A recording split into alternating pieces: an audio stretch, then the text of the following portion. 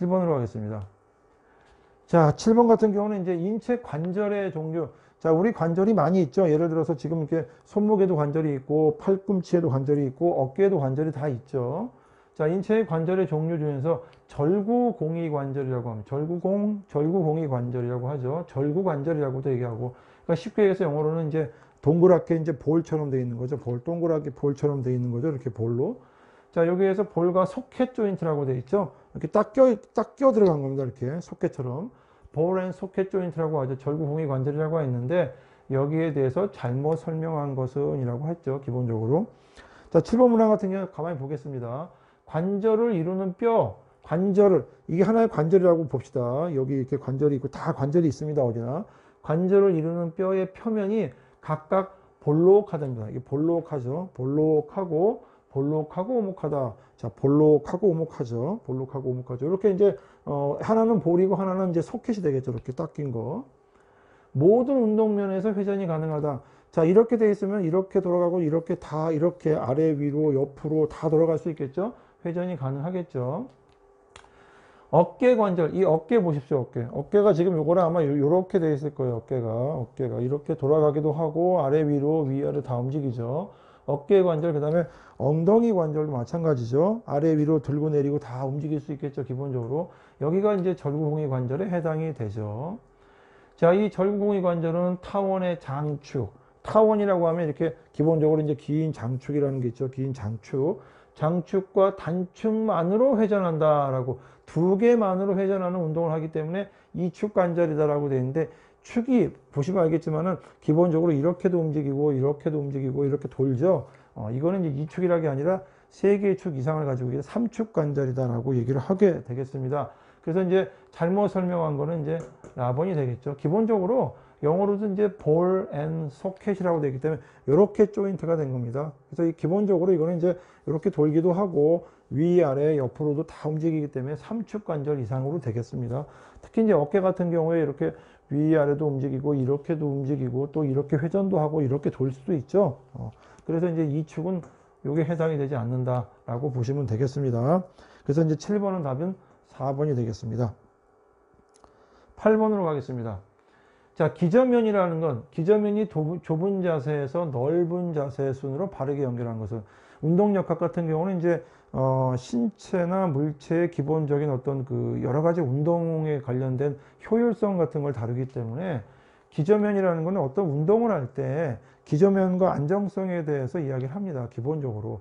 왜 기저면이라는 건 우리가 이렇게 서 있을 때, 서 있게 되면은 이렇게 서 있는 두 개의 다리 사이를, 두 개의 어떤 발바닥이 있으면 발바닥을 이렇게 동그랗게 끝에까지 선을 다 그으면 이 면이 다 기저면이 되겠습니다. 두 손을 이렇게 찝게 되면은, 찝을 경우에는 이 손을 이렇게 두 개의 선을 그렸을 경우 이 전체가 다 기저면이 되는 겁니다. 자, 좁은 자세에서 넓은 자세 순으로 바르게 연결한 것은, 좁은 자세를 좀 찾아보면 되겠습니다. 기본적으로 어디가 좁은 자세겠나. 자, 차렷 자세 같은 경우는 이렇게 다리를 이렇게 모아 있는 거죠. 다리를 이렇게 모아 있기 때문에 기저면이 좀 좁게 돼 있죠. 마찬가지죠. 그런데 이제 여기 차렷 자세도 있고, 그 다음에 이제 평균대에서 한 발로 서 있죠. 한 발로 섰다는 얘기는 발이 하나이기 때문에 기저면이 하나밖에 안 돼. 더 좁죠. 3번 같은 경우도 평균대 위에서 한 발 서기, 이게 더 좁네요. 그러니까 이제 1번은, 가번은 틀린 거죠. 라번도 틀린 거죠. 요거 두 개 중에서 답이 하나가 되겠죠. 기저면이 일단 좁아야 됩니다. 태권도 주춤서기 자세라고 되어 있죠. 주춤서기 자세는 이렇게 다리를 좀 이렇게 넓은 자세로 이렇게 넓게 벌려 있죠. 그럼 기저면이 좀 넓어졌죠, 기본적으로. 근데 여기 보면 차렷 자세가 되어 있는데요. 여기는 한 발로 서 있다가, 그 다음에 차렷 자세는 두 발로 서 있기 때문에 좁은 상태에서 조금 더 넓어졌네요. 그 다음에 태권도 주춤서기는 다리를 이렇게 벌린 자세가 되겠죠. 조금 더 면이 넓어졌어요. 그 다음에 레슬링에서 옆굴리기 저항할 때는 이렇게 손을 쭉 펴고 엎드려 있죠. 훨씬 더 넓어졌죠. 그래서 기본적으로 기저면이 좁다라는 거는 일반적으로 이제 서 있을 때 그 면, 바닥과의 면 자체가 좁다라는 거기 때문에 이게 가장 좁네요. 한 발로 서기가 가장 좁겠죠. 그 다음에 이제 두 발로 서 있고 다리를 옆으로 넓게 벌리고, 이거는 이제 넓게 벌린 자세가 되겠죠.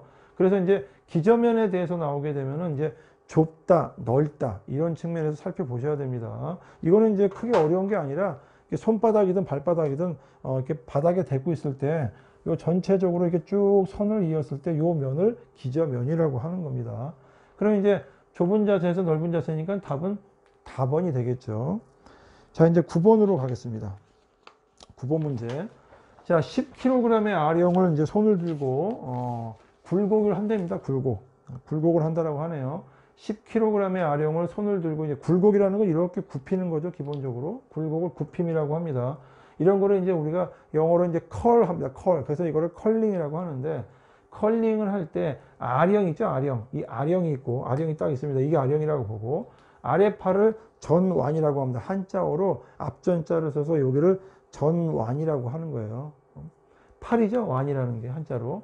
그 아래팔 전완의 무게는 하나의 저항이 되겠죠. 이거는 저항이 되고, 팔꿈치 관절, 요 주관절이죠. 팔꿈치 관절은 축이라고 할 때, 요게 축이라고 하면은 작용하는 힘은 어디인가라는 문제가 나왔어요. 이 힘에 대한 문제가 나왔는데, 기본적으로 당기는 게 있겠죠. 어딘가에서 이거를 이렇게 쭉 당길 겁니다. 근육이 당겨주겠죠. 근데 근육이 당겨주는 게 어떤 게 당겨주느냐 이거예요. 기본적으로 이제 승모하게 되면 이쪽 뒤쪽에 있는 근육을 얘기하는 거니까, 뒤쪽에 있는 근육이 당기는 건 아니기 때문에 이거는 이제 아니죠.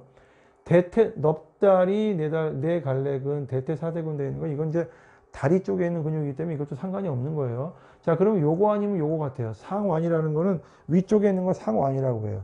여기를 전완이라고 하고, 그러면 이제 위쪽에 있는 완, 이쪽에 있는 근육이 당기는 것 같아요. 그럼 자, 여기에서 당기는 근육이 과연 두 갈래냐 세 갈래냐 그거죠. 갈래라는 건 이제 머리가 이렇게 두 갈래, 두 개로 그러니까 쉽게 얘기해서 근육이 이제 몸통이 있는데, 여기 만져보신 몸통에 근육이 여기 있습니다. 근육이 다 있는데, 여기에서 이제 당기는 애들이 두 개가 당겨주느냐 아니면 세 개가 당겨주느냐 그거죠. 쉽게 얘기해서. 그런데 이제 앞쪽에서는 이게 두 개가 당겨주고, 이 뒤쪽에서 세 개가 있습니다. 그래서 이제 위에는 이제 갈래가 두 개로 갈라지기 때문에 위팔은 두 개의 갈래근. 그래서 이걸 한자어로 상완에 두 개의 머리가 있다. 두 개의 머리가 당겨주고 있다. 그래서 상완 이두근이라고 얘기를 하는 거예요. 그러니까 이제 어떻게 보면 우리가 이제 기본적으로 근육들은 다 이제 예전에 대학 다닐 때 이제 해부학을 공부할 때 여러 가지 외웠던 기억이 나는데, 모든 걸 다 외울 필요는 없어요. 기본적으로 출제가 됐던 것들 중에서 특히 이제 이렇게 나오는 것들이 있죠. 예시문으로 나오는 것들이 그 다음 출제가 될 수 있는 것들이기 때문에 다 외울 필요는 없고, 여기에 나오는 것만 정확하게 아시면 될 것 같아요.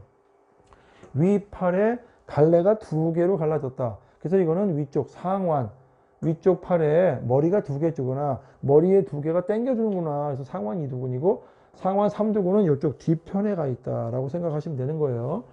자, 등목인데, 승모근은 이 목 뒤에 척추 쪽에 이제 어깨 쪽으로 이렇게 쭉 이어진 근육이니까 이제 주로 어깨 근육과 관련된 거겠죠. 대퇴사두근 있죠. 넙다리 이것도 네 개의 갈래근, 네 개로 갈라진답니다. 훨씬 더 힘이 세겠네요. 그래서 이거는 대퇴사두근, 우리 지금 아래쪽 다리 쪽에 이 대퇴근 쪽에 있는 거다라고 그 정도만 이해해 주셔도 되겠습니다. 그래서 9번 답은 이제 가번이 답이 되겠습니다. 자, 10번 문제 보죠. 인체의 무게중심에 대해서 잘못 설명하죠. 자, 우리 인체도 무게의 어떤 그 중심이 있겠죠. 예를 들어서 이제 그대로 서 있을 경우에는 이제 나의 어떤 무게중심이 어느 쪽인가 위치하고 있겠죠. 뭐 일반적으로 뭐 배꼽 주변이라고 얘기를 하는데, 만약에 이렇게 기울어지게 되면 기울어진 상태에서 어딘가에 무게중심이 위치하고 있을 겁니다. 무게중심은 그러니까 항상 변하게 되겠죠. 기본적으로. 자, 여자는 남자보다 골반이 넓답니다. 뭐 요 얘기는 우리가 좀 이해하고 있죠. 어깨 폭이 좁기 때문에 맞는 것 같아요. 근데 무게중심이 남자보다 높을까요? 낮을까요? 자, 골반이 넓고 어깨가 좁기 때문에 기본적으로 아래쪽에 무게중심이 약간 쏠릴 가능성이 많아요. 그래서 무게중심이 남자보다 높지는 않고 좀 낮다라는 게 과학적으로 나오고 있습니다. 요거는 이제 잘못 설명이 된 거네요. 자유롭게 움직이는 분절. 이거 하나하나 다 분절이라고 하죠. 하나하나 다 분절이라고 하는데, 이 분절은 인체 전체의 무게중심점의 위치를 수시로 변하게 한다. 맞죠? 자, 가만히 있을 때의 무게중심의 위치랑 내가 이렇게 움직이게 되거나, 이것도 하나의 분절이죠. 이렇게 움직이거나 이렇게 움직였을 때마다 이 무게중심의 위치가 약간 변하게 되겠죠. 어느 위치가. 이거 맞는 말이죠. 서양인은 동양인에 비해서 하지장의 길이가 길기 때문에, 길다는 얘기는 무게중심이 조금 더 올라올 수 있다는 얘기죠. 그래서 무게중심이 기본적으로 동양인보다 높다라고 얘기할 수 있고, 인체의 무게중심이 높으면, 자, 무게중심이 이 정도로 가만히 있을 때 배꼽 주변이라고 했을 경우에, 예를 들어서 였을 때 무게중심이 만약에 높다라는 얘기는 뭔가 발끝을 세우고 있다든가 어딘가에 올라와서 이렇게 움직이고 있을 거예요. 그렇게 되면은 불안정해진다라는 게 기본적으로 상식적으로도 이해할 수 있는 내용이죠. 자, 그래서 여기 있는 말들은 다 맞지만 요게 틀리게 되겠습니다. 그래서 답은 10번 답은 가번이 답이 되겠습니다.